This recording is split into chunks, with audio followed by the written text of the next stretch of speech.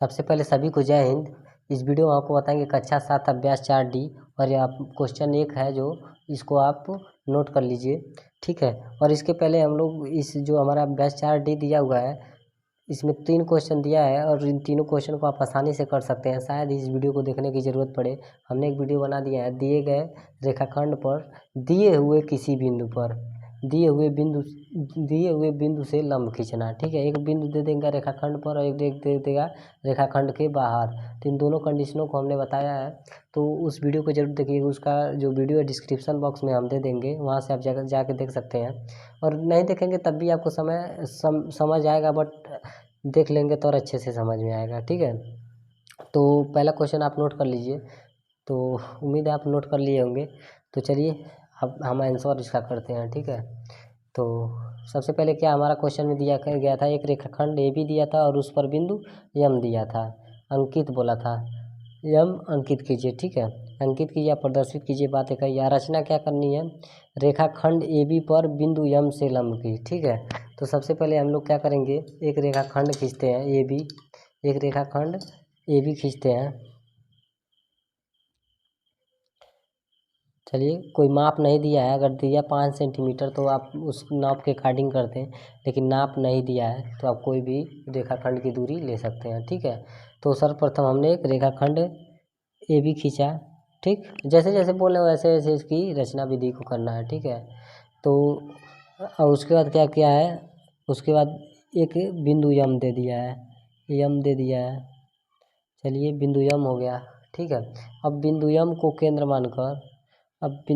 केंद्र मानकर एक उचित दूरी की त्रिज्या लेकर, ठीक है। बिंदु यम को केंद्र मानकर एक उचित दूरी की त्रिज्या लेकर, ठीक है, एक चाप ए बी रेखाखंड पर एक चाप लगाते हैं, जो कि हमारा बिंदु सी और डी बनता है, ठीक है। बिंदु सी और डी प्राप्त होता है।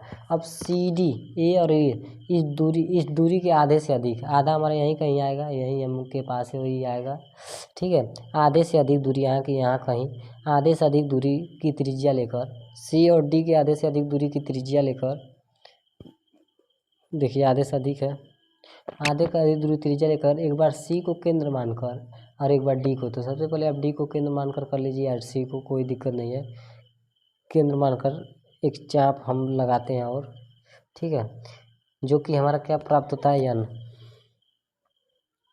यन प्राप्त होता है, ठीक। अब हमारा यही क्या हुआ, लंब है, यन हमारा ए बी पर लंब है, रेखाखंड ए बी पर लंब है। तो इसकी रचना विधि आप कर लीजिए, हालांकि मैंने पहले से कर रखा है ताकि समय कम लगे, ठीक है। तो इसको आप देखिए, सर्वप्रथम एक रेखाखंड ए बी खींचा है, उसके बाद रेखाखंड ए बी पर बिंदु यम को अंकित किया, प्रदर्शित किया, बातें कही है। फिर बिंदु यम को केंद्र मानकर एक उचित दूरी की त्रिज्या लेकर रेखाखंड ए बी पर चाप, देखिए जैसे जैसे हमने किया है वैसे वैसे हमने इसमें लिखा है, हालांकि आप अपने मन से भी कर सकते हैं, ठीक है। त्रिज्या रेखा ए बी पर चाप लगाए, जो क्रमशः सी और डी पर प्राप्त होता है। अब सी एम से अधिक दूरी लेकर, सी एम, जो कि हमने क्या क्या किया कहा था सी डी, तो इसमें कोई दिक्कत नहीं, हम सी डी से अधिक दूरी कहे थे, आधे से अधिक, सी डी के आधे से अधिक हमने दूरी कहे थे। और या तो आप कह सकते हैं सी एम या डी एम या एम डी से अधिक दूरी, ऐसे भी कह सकते हैं, या कह सकते हैं सी डी के आधे से अधिक दूरी या सी एम के आधे से अधिक दूरी, इसमें कोई दिक्कत नहीं है, ठीक है। सी डी तो कि आधा यम कहीं आएगा, यम ही के पास आएगा, इससे अधिक दूरी तो वही आप जो भी कर सकते हैं, ठीक है। उससे अधिक से, यानी सी और डी के बीच में ही रहना चाहिए। अधिक दूरी लेकर बिंदु सी और डी को केंद्र मानकर बारी बारी से चाप लगाते हैं, जो बिंदु एन पर है, एन जो बिंदु एन है। अब एम और एन को मिलाते हैं, यही रेखाखंड एम एन दिए हुए रेखाखंड ए बी पर बिंदु एम लंब है, ठीक है। तो इस तरह से हमारा पहला क्वेश्चन कंप्लीट होता हुआ। अब दूसरा देख लेते हैं। तो सबसे पहले क्वेश्चन को देख लेते हैं, और दिया है रचना करनी है, हमने पहले से लिख रखा है, लेकिन ज़्यादातर हम पहले से लिख लेते हैं ताकि समय आपको कम गंवाना पड़े, ठीक है। समझने से बस मैटर रखता है, ठीक है। दूसरा एक रेखाखंड पी क्यू खींचिए। चलिए, हमने पी क्यू खींच लिया, ठीक है। रेखाखंड पी, कोई बिंदु आर लीजिए जो रेखा पी क्यू पर स्थित ना हो। मान लीजिए, देखिए हमने एक खींचा था, उस पर क्या बिंदु पी था पहले से, लेकिन अब क्या करना है, कोई रेखाखंड पी क्यू खींच लेना है, लेकिन इस रेखाखंड पर रेखाखंड पर आर लीजिए। आर लेना है, लेकिन इस पे नहीं, यहीं कहीं लेना है। इस रेखाखंड पर नहीं लेना है, रेखाखंड के बाहर लेना है। रेखाखंड रेखा लीजिए, कोई बिंदु आर लीजिए जो पी क्यू पर ना हो। आर से होकर पी क्यू पर एक लंब खींचिए। देखिए जैसा कि हमने आपको दिया है, रेखाखंड पी क्यू तथा इसके बाहर बिंदु आर, इसके बाहर दिया है। रचना करिए रेखाखंड पी क्यू पर बिंदु आर से लंब खींच। ठीक है, तो चलिए सबसे पहले एक रेखाखंड खींचते हैं। ठीक, एक रेखाखंड हमने पी क्यू खींच लिया, पी क्यू खींच लिया रेखाखंड। अब क्या करेंगे, एक बिंदु आर ले लेते हैं। ठीक है, अब क्या करेंगे, अब आर को केंद्र मानकर ऐसा चाप लगाना है जो पी क्यू रेखाखंड को दो बिंदुओं पर काटे। देखिए जैसा कि ये दो बिंदुओं पर काट रहा है, तो मान लीजिए कौन से वह दो बिंदु है जिस पर काट रहा है, यम और एन मान लेते हैं। इसको बिंदु को यम और इस बिंदु को एन। इसको आप लोग इरेज कर लीजिएगा जो थोड़ा सा बाहर निकल गया है।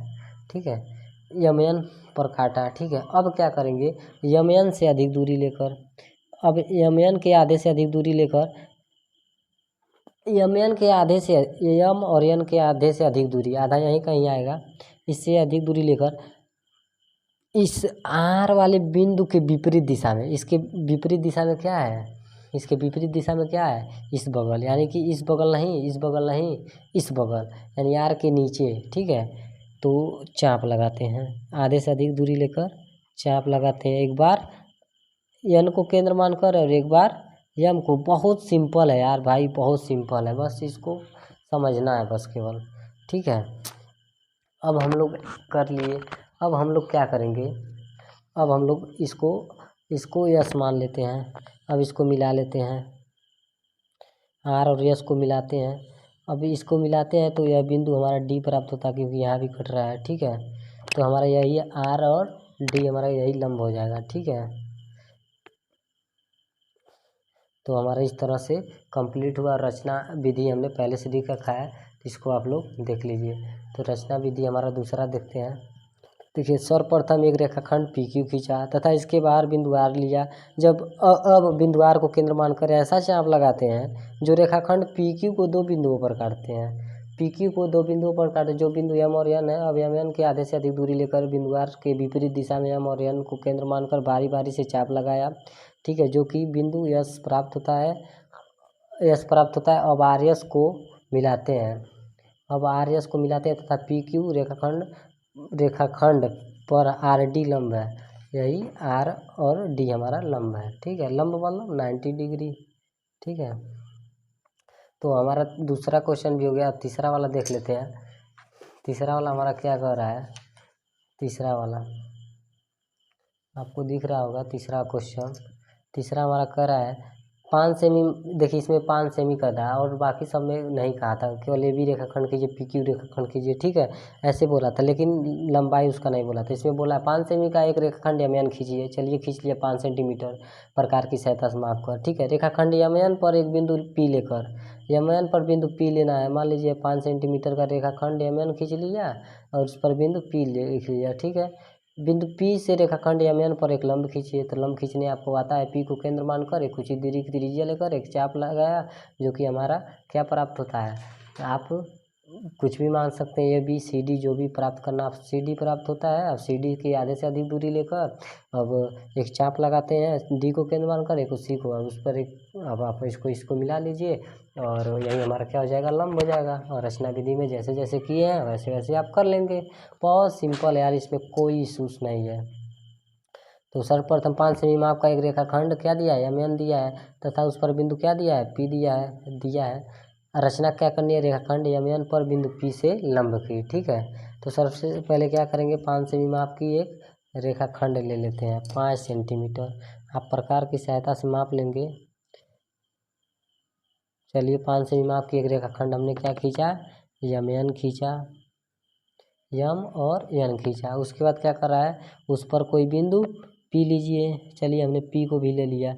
अब क्या करेंगे, अब यहाँ से आपको सारा प्रोसेस मालूम है। पी को केंद्र मानकर आप उचित दूरी की त्रिज्या लेकर, ओ शिट, चलिए थोड़ा सा कम कर लेते हैं। इरेज करना पड़ेगा, थोड़ा सा हमने ज़्यादा ले लिया।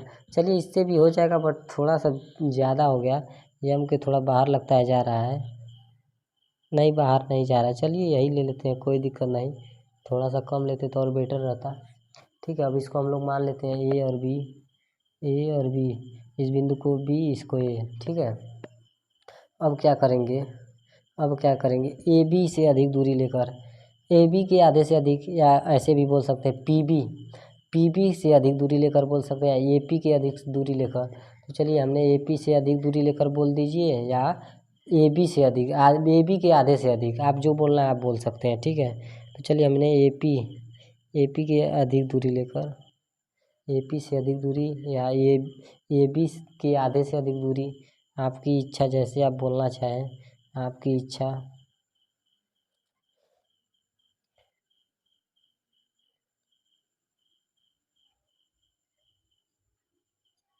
ठीक, अब हमारा क्या हुआ, यह कंप्लीट हो गया हमारा पूरा चैप्टर। अब इसकी रचना विधि लिख लेते हैं, इसको हम लोग सी मान लेते हैं। अब रचना विधि को हमने लिख लेते हैं। तो ये रहा हमारा रचना विधि। रचना, सर्वप्रथम पान सीमा की एक रेखाखंड यमन और रेखाखंड यम और एन खींचा तथा उस पर एक बिंदु पी अंकित किया, प्रदर्शित किया, बातें कही है। अब बिंदु पी को केंद्र मानकर एक उचित दूरी की त्रिज्या लेकर एक रेखाखंड रेखाखंड यमन पर चाप लगाए, जो कि बिंदु ए और बी प्राप्त होता है। अब ए बी को आधे से अधिक दूरी लेकर बिंदु ए और बी को केंद्र मानकर बारी बारी चाप लगाए, जो कि बिंदु सी पर काटता है। अब पी और सी को मिलाया, यही रेखाखंड एम पर बिंदु पी लंब है। ठीक है, अब मिलते हैं नेक्स्ट वीडियो में दक्षता अभ्यास के साथ अपने। चलिए तब तक के लिए क्या, जय हिंद।